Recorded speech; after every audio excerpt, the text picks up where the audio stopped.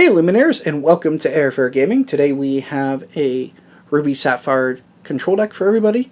Hopefully you like it, and we'll get right to it.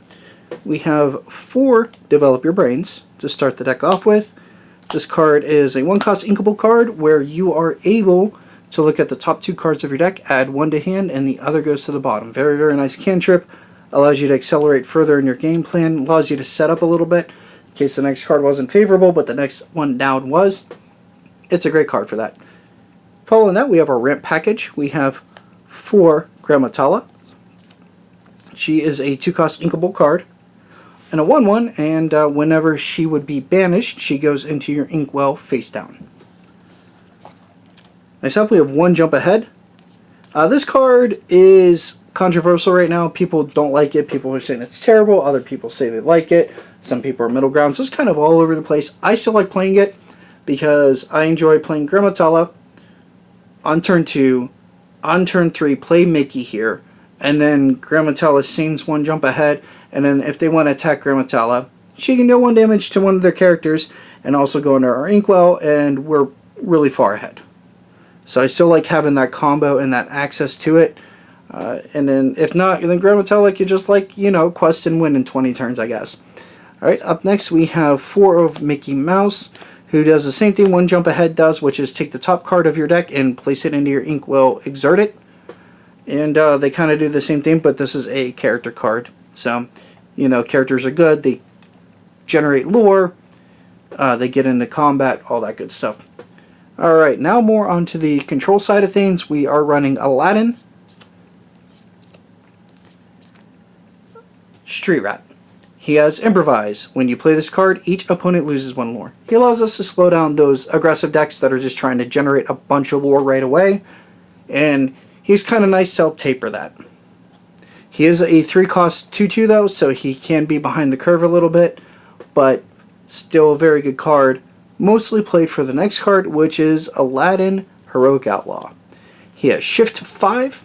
He costs 7 to play hard though, so if you can either pay 7 ink or shift him into another Aladdin character for 5. He has Daring Exploit. Whenever he defeats a character in battle on your turn, you gain 2 lore, each opponent loses 2 lore. And he's a 5/5, so he's somewhat durable. Next up, we have 3 Phil. I like Phil. There are people that run Gaston. Both are correct. I like Phil, though, because when I quest with him, I can also offer support and give something else 3 power, and that allows us to attack favorably into certain cards that maybe we couldn't before.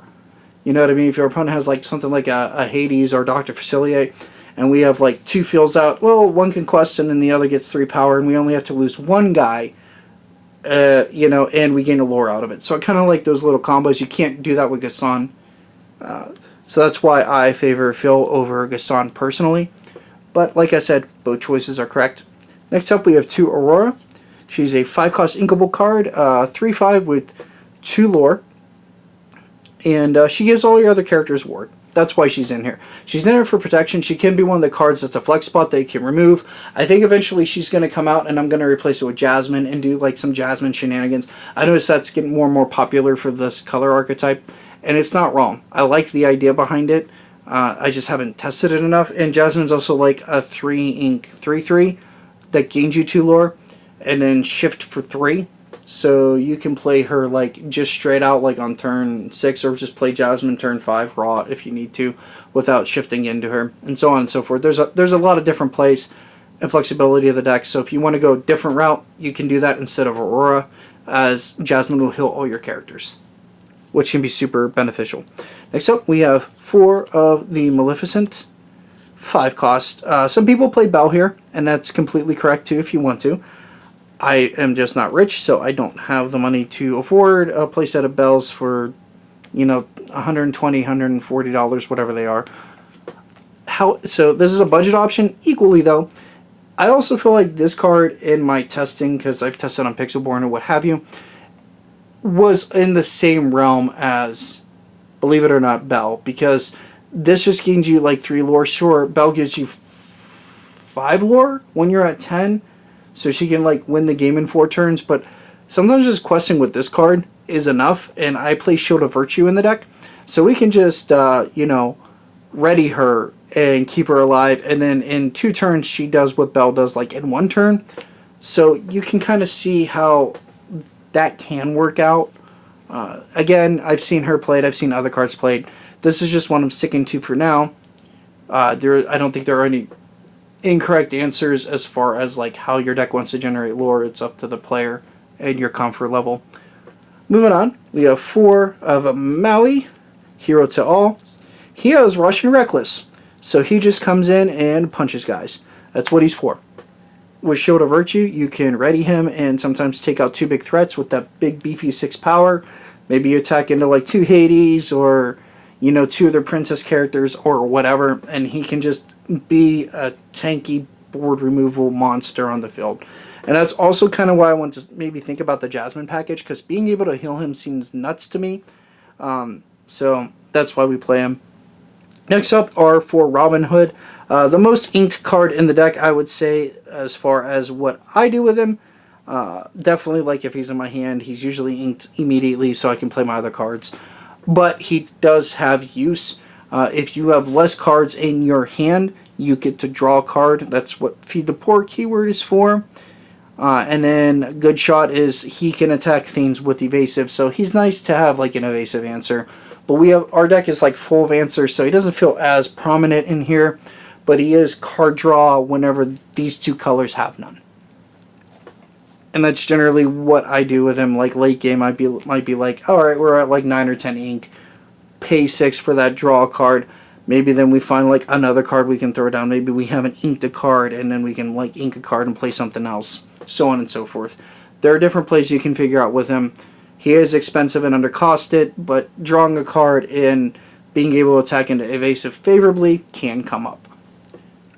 Next up, we have 4 Hades Infernal Schemer. This is probably my favorite card in the game right now. It is a 7 cost uninkable, 3/6, gains 2 lore. So he statted very nicely, and then he just chooses an opposing character and puts it in their Inkwell. Very powerful. You do ramp your opponent, but like, you know, there's just ways that to get rid of cards in this deck that like destroy, and maybe there's something that's like this can't be destroyed, or maybe you don't want to destroy something, or I'm sorry, like banish. So putting them in the Inkwell is where you want to be. So I just feel like this card is very well statted, even though it's not inkable, and I just like him a lot. He comes down earlier to get rid of problems. He can also sing Be Prepared after, you know what I mean, he removes something, they flood the board, then he sings Be Prepared, and then you just like play more things. So, very powerful card overall. Next up, we have 3 Maleficent. You can run 4. I probably would run 4 if I had the 4th. This is one of the most expensive legendaries in the game, and it fluctuates. But it's a 9 cost, 7/5, and gains 2 lore, but it has Dragonfire. Whenever you play this card, choose an opponent's character and banish it. So, it is just cleanup duty and a 7/5 body. Next up, we have 2 Shield of Virtue. It is a 1 cost inkable card, item card. You can exert it and exert 3 of your ink to ready 1 of your characters. Very simple. You can use it immediately if you need to.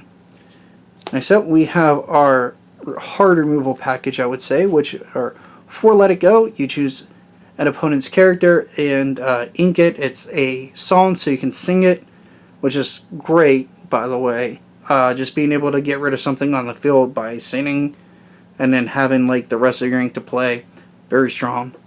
Next up, we have Dragonfire, which is not inkable, nor is it a song, but it is just banish chosen character. So you just choose a character and you say that's gone. So unless they have ward, you get rid of anything, which is pretty powerful. And finally, we have 4 Be Prepared, because what is control without a board wipe? To remove all characters from the game. In other words, banish all characters, get rid of them. We don't want them on the field. We're trying to overtake our opponent by controlling the game, and that's the goal of the deck. Anyway, I hope you enjoyed this deck profile. If you enjoy this content, hit that subscribe button, check out the shop below, and see you later, guys. Take care.